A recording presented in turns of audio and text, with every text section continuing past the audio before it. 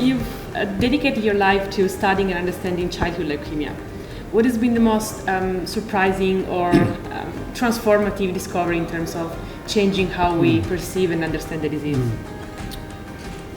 Well, quite a few things, but probably if I had to pick out one, would be being able to, excuse me, to detect the beginnings of leukemia at birth, way before leukemia manifests clinically.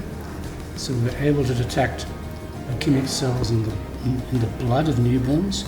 But the most surprising thing was we screened hundreds of newborn babies. So the question was, we knew what to look for in terms of mutations, genetic abnormalities. The question was, we thought that it originated before birth. How often does it originate before birth? Because leukemia in children is very rare. It's like 1 in 2,000 children. So we were able to detect the clone of cells and the mutations at birth. But the surprising thing was it was present 100 times more frequently than the disease. So you think of leukemia as a very rare, childhood cancer as very rare, which it is clinically. But actually it starts very, very commonly, 100 times the disease rate. So fortunately, in a way, in the light of that, something else has to happen before you get leukemia. You need other mutations, basically. But I think that was a big surprise to many people, that it was 100 times the disease rate. Do you think we'll ever get to a point where we screen children as soon as they're born? Yeah, it's a very good question. I wish we could. I think the difficulty with that is in leukemia, there are 20 different genetic subtypes, and doing that screening would be very, very difficult. And the other problem is, for every case you detect that might go on to get leukemia, there'll be a 99% false positive rate. Right. So if you think about that, it would be pretty scary for parents. Like, guess what? You've got this pre-malignant clone, but don't worry. Yeah. I don't think that's going to work. Yeah, of course. You suggested that a lack of exposure to microbes in an early stage of life could increase the risk of leukemia in children. So now my question is, what can do the parents today to preserve the immune health of their babies? It's a very good question. If you need microbes, what can we do to restore that? Because lifestyle now, I hesitate to say too hygienic, but there's so many changes in lifestyle that reduce your exposure to microbes. C-section birth, lack of breastfeeding, smaller family size, not going to nurseries in the first year of life. Lots of things do that. In the long term, what I actually think is that we might finish up screening all babies in the first year of life for their microbiome diversity. Not just for leukemia, but because the same risk factors for leukemia we see with allergies and type 1 diabetes. So there would be quite a strong case of screening.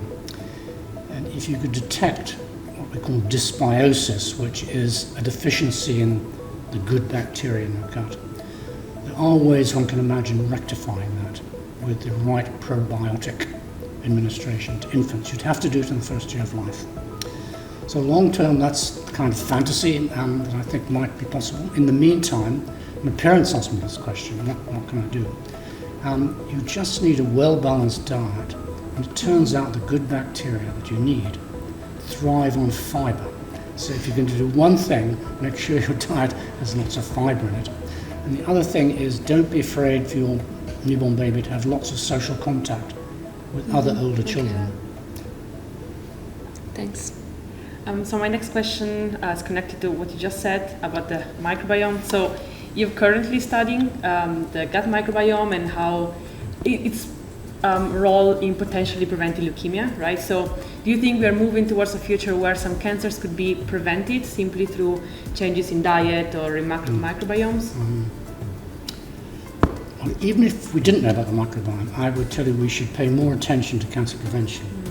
I mean, where I work, there's a big emphasis on drug development because we need better drugs for treating advanced disease. But the question is, how many cancers are potentially preventable? Because prevention would be better than cure.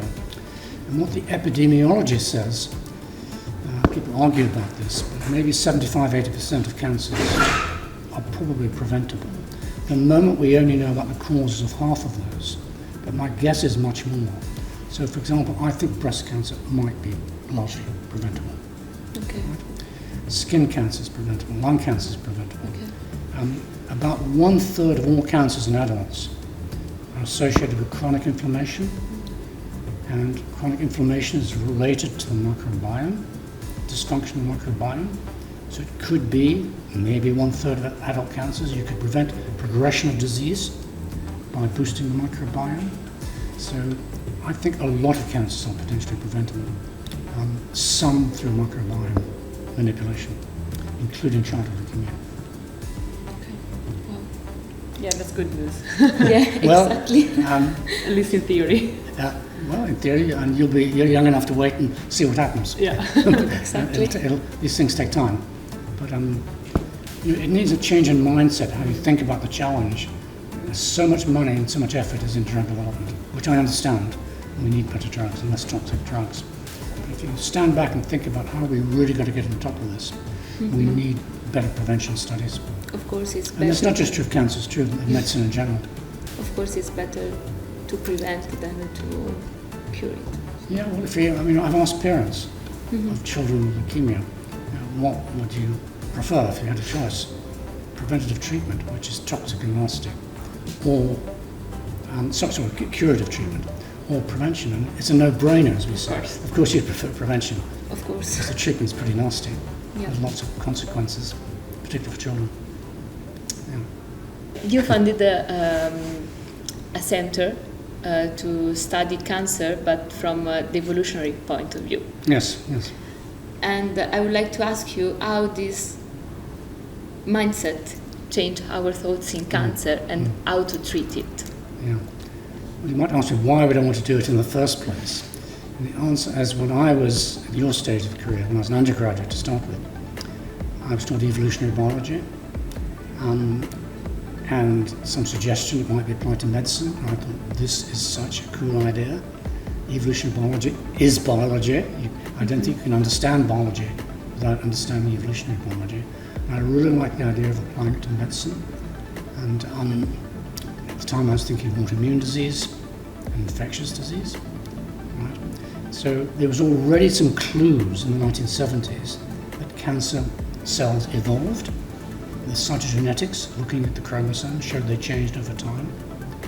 So what became more apparent once we had genomics around the turn of the century, 2000, when we were the first to do single cell genomics.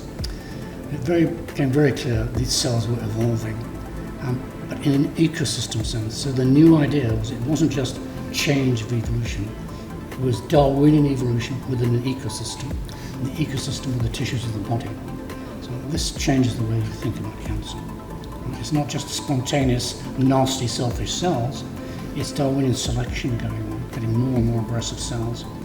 So the idea was this is a paradigm shift. It changes the way you think about cancer.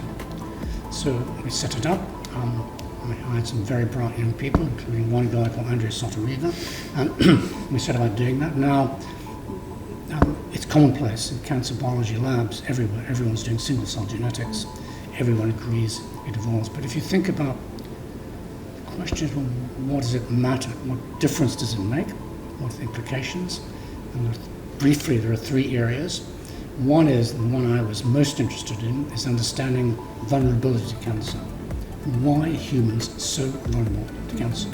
It turns out all animals get cancer at a lower rate, but we get a lot. That's between 1 and 2 and 1 and 3 people. So I think there are answers to that in terms of evolution of our body structure, our stem cells and metabolism. So there's an evolutionary explanation of vulnerability, right? DNA repair, which isn't perfect and so on. So that's one argument.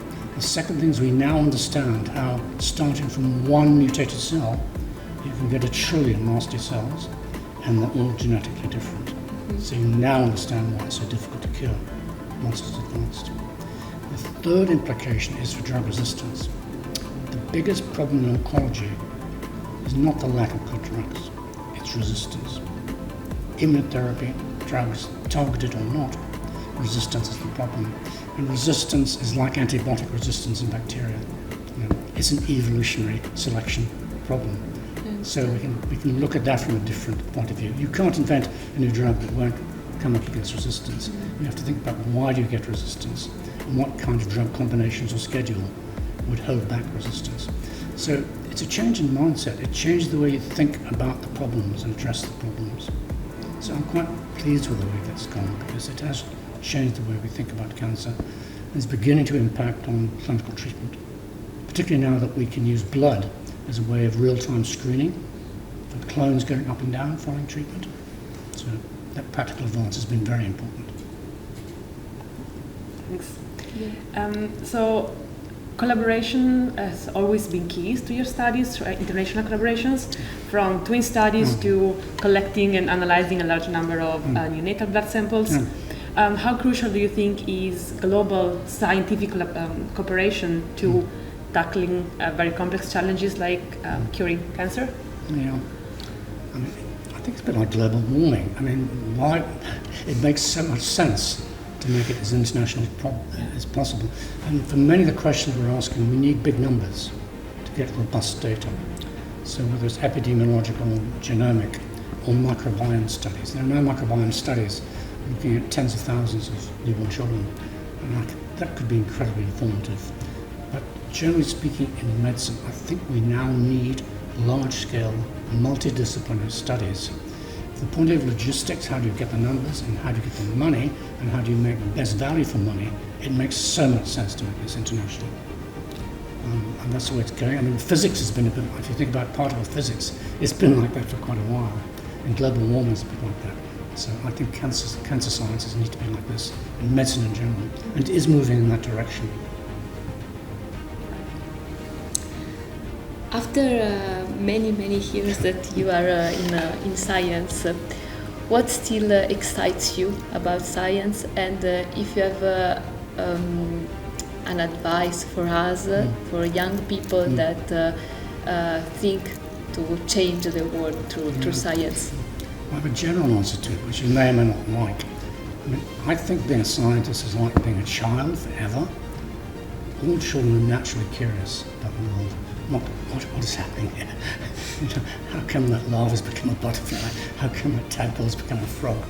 It's just like that. It's being, and Einstein said this, he had no special talent, he was just insatiably curious. And I think that's the key to it. So if you ask me what excites me most, it is the next thing. I don't know what the next thing is. In a way I don't care, because I know it's going to be exciting. So I could tell you what right now is buzzing my brain, but next year it'll be something else, and it'll always be something really exciting. And do you have a suggestion for early scientists that still have a long career ahead and are excited about science? You have to stay curious. You have to be doggedly persistent and passionate. If you're passionate, you can be persistent, because I say persistence because you have ups and downs in a career. Things work, they don't work. If you're passionate, you can get through the difficult times. And you have to be passionate, and you have to love what you're doing. It has to be fun. I mean, I like to tell my children and my grandchildren, I've never had a proper job. It's not work, it's play. And if you can have a career playing, you're very, very lucky. That's true. Definitely. Thank you. You're very welcome. And good luck in your careers. Thanks. Yeah.